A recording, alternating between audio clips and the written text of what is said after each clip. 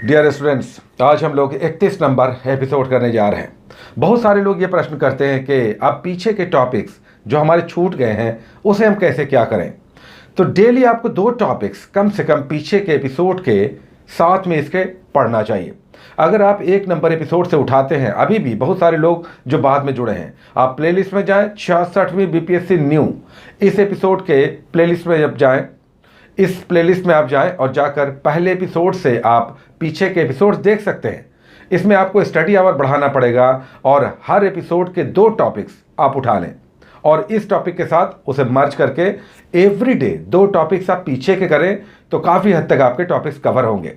साथ ही आप practice set को लेकर बहुत सारे लोग प्रश्न करते हैं कि किस तरह का, कितना, किस दिन, किससे प्रैक्टिस सेट हम बनाएं। मार्केट में फ्लडेड है प्रैक्टिस सेट बीपीएससी का, इसमें बहुत सारा अच्छा आया हुआ है। आप किसी एक को फॉलो करें जो आपको पसंद है और कम से कम अल्टरनेट डे एक प्रैक्टिस सेट आप बनाएं। जिनके पास स्टडी आवर अधिक है, जो 8 घंटे, 10 घंटे, 12 घंटे पढ़ते हैं, वो डेली भी बना सकते हैं। लेकिन जिनके पास टाइम कम है, बहुत ही कम टाइम है, तब आप 3 दिन पे बनाएं। हर तीसरे दिन एक प्रैक्टिस सेट आप बना सकते हैं। और जिनके पास 4 घंटे, 5 घंटे, 6 घंटे स्टडी को है, वो अल्टरनेट डे एक दिन बीच करके प्रैक्टिस सेट जरूर बनाएं। याद रखें कि प्रैक्टिस सेट अच्छा होना चाहिए, ऐसा नहीं कि केवल टाइम वेस्ट हो जाए। और साथ ही प्रीवियस ईयर्स के क्वेश्चंस हम बनाए कि नहीं बनाए, ये एक बड़ा लंबा सारे स्टूडेंट्स चल रहा है कि पीछे के क्वेश्चंस हम बनाए कि ना बनाए। हमारे हिसाब से ज़्यादा फ्रूटफुल नहीं है बैक ईयर्स के क्वेश्चंस। अगर आपको बनाना है तो 60 से 62वीं का जो ट्रेंड बदल गया था वहाँ से आप बनाएं, 63वीं, 64वीं, 65वीं, और उससे पीछे के हैं तो आप छोड़ सकते हैं, टाइम वेस्ट होगा। उससे अच्छा आप फ्रेश नया प्रैक्टिस सेट बनाएं। चलिए आज हम लोग जो टॉपिक से स्टार्ट कर रहे हैं, हिस्ट्री का पहला टॉपिक, मुगल काल में हम लोग आगे बढ़ रहे हैं। बाबर हम लोगों ने किया था। अच्छा, बाबर हम लोगों ने किया था। बाबर की जीवनी है तुजुक बाबरी। ये किस भाषा में लिखा हुआ है? ये आत्मकथा किस भाषा में है? तुजुक बाबरी। ये तुर्की भाषा में है और इसका फारसी में अनुवाद हुआ जो बाबर नामा कहलाया। तो ये ध्यान रखें, आज हम लोग हुमायूं और शेरशाह कर रहे हैं। बाबर का उत्तराधिकारी उसका बेटा हुमायूं था। हुमायूं और शेरशाह का समय कॉलिजन का समय है। अफगान शासक था शेरशाह, जबकि मुगल था हुमायूं। ये उत्तराधिकार में इसे गद्दी मिली थी, लेकिन शेरशाह ने संघर्ष करके अपनी गद्दी प्राप्त की थी और वो बिहार के आसपास का क्षेत्रीय शासक था। ऐसे में दोनों का टक्कर यहाँ पर आपको दिखाई देगा। चौसा और बिलग्राम का युद्ध 1539 और 1540 का बहुत इंपॉर्टेंट है।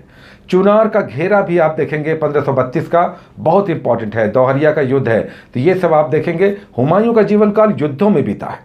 1530 से लेकर 1556 हुमायूं का टेन्योर है, लेकिन बीच में 15 साल 1540 से 1555 वो भागता रहा, कभी सिंध कभी ईरान।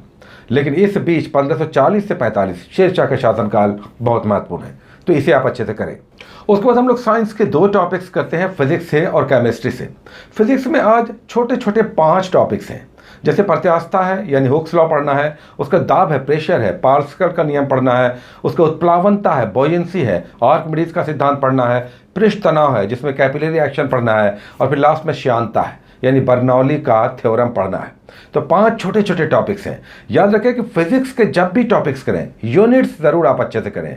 दाब की यूनिट क्या है, बीपीएससी में आ चुका है। ये पिछली बार 65वीं में प्रेशर दाब की यूनिट आ चुका है, तो ये आप करेंगे। पास्कल्स लॉ भी करना है, समझना है पास्कल्स लॉ क्या है।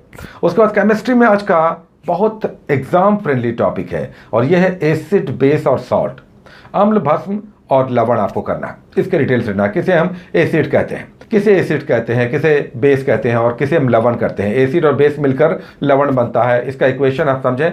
उसके बाद इसके अलग अलग प्रयोग। उसके बाद लिटमस समझना है, लिटमस टेस्ट क्या है और किस प्रकार ये रंगों को बदल देता है। एसिड और बेस का जो रेंज है इसे भी समझना है।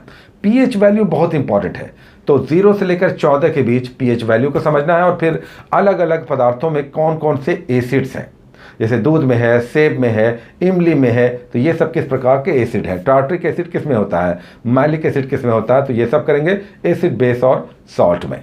उसके बाद स्पेक्ट्रम आज हम इंट्रोड्यूस कर रहे हैं, चूँकि इसे बचे हुए दिनों में 40 के आसपास दिन बचे हुए हैं। स्पेक्ट्रम अगर आप कवर करते हैं तो 5, 7, 10 क्वेश्चंस यहाँ से एक्स्ट्रा बन जाएंगे। आप दूसरे क्वेश्चंस बनाएंगे, यहाँ से 5 से 10 क्वेश्चंस वैसे बन जाएंगे जो दूसरे बुक्स में आपको नहीं दिखाई देते हैं। तो अगर 5 से 10 क्वेश्चंस आप बढ़ाना चाहते हैं, कॉन्फिडेंट होना चाहते हैं हिस्ट्री में, विशेषकर मॉडर्न इंडिया में, तो आपको स्पेक्ट्रम करना चाहिए। 5 से 10 क्वेश्चंस डेफिनेटली आप देखेंगे कंसेप्चुअल क्वेश्चंस यहां से बन जाएंगे। तो स्पेक्ट्रम हम लोग उठा रहे हैं जिसमें लगभग 800 पेजेस हैं, लगभग 20-20 पेजेस हम लोग डेली करेंगे। आज हम लोग बीच के 2-3 टॉपिक्स को हमने छोड़ दिया है, इंपॉर्टेंट टॉपिक्स ही करेंगे। आज हम लोग कर रहे हैं यूरोपियनों का आगमन, तो इसके पहले 20 पेजेस आपको करना है।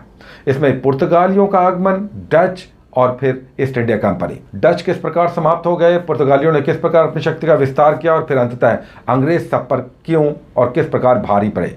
तो ये बहुत अच्छा यहाँ पर एक कहानी की तरह दिया हुआ है। तो वेरी वेरी इंपॉर्टेंट, आप स्पेक्ट्रम जरूर करें। और उसके बाद हम लोग 3 टॉपिक्स जो बहुत फर्टाइल, बहुत एग्जाम फ्रेंडली है, वो हम लोग हर टॉपिक में लेते हैं। एक जिले, एक पर्सनैलिटी और एक राज्य। पर्सनैलिटी में आज हम लोग कर रहे हैं बिरसा मुंडा। आप कहेंगे कि ये बिरसा मुंडा यहाँ पर बिहार में क्यों? बिरसा मुंडा और संथाल विद्रोह, यानी मुंडा विद्रोह और संथाल विद्रोह, ये दोनों ही बिहार के साथ जुड़े हुए घटनाक्रम है और ऐतिहासिक रूप से बहुत महत्वपूर्ण है। तो बिरसा मुंडा का आप मुंडा विद्रोह करेंगे, जिसे उलगुलान विद्रोह भी कहते हैं। एक जिला हम लोग करते हैं, तो हम लोगों ने पश्चिम चंपारण किया था, आज पूर्वी चंपारण कर लेते हैं, जिसका हेडक्वार्टर है मोतिहारी। तो पूर्वी चंपारण करेंगे, पश्चिम चंपारण के बाद नेपाल से लगा हुआ एक जिला। इसके डिटेल्स, कौन सी नदी बहती है, कौन सा नेशनल हाईवे है, यहाँ पर कोई राष्ट्रीय आंदोलन से जुड़े हुए नेतृत्व क्या रहे, ये सब डिटेल्स यहाँ करेंगे। आप पूर्वी चंपारण में यानी मोतिहारी करेंगे और उसके सारे एडजेसेंट एरियाज को। उसके बाद हम लोग एक राज्य कर रहे हैं, बहुत इंपॉर्टेंट है और इसे मन लगा कर आप करें और सारे डिटेल्स आप लें, विशेषकर हिस्टोरिकल, ज्योग्राफिकल, कल्चरल।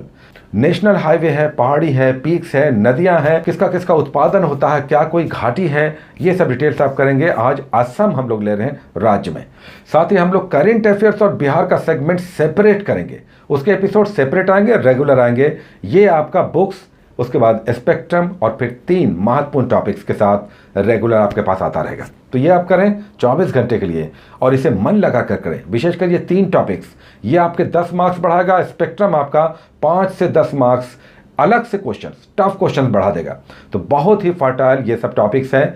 अगर आप इसे पूरी तरह से कर पाते हैं तो प्रश्न नहीं उठता कि आपका रिजल्ट नहीं होगा। Take care.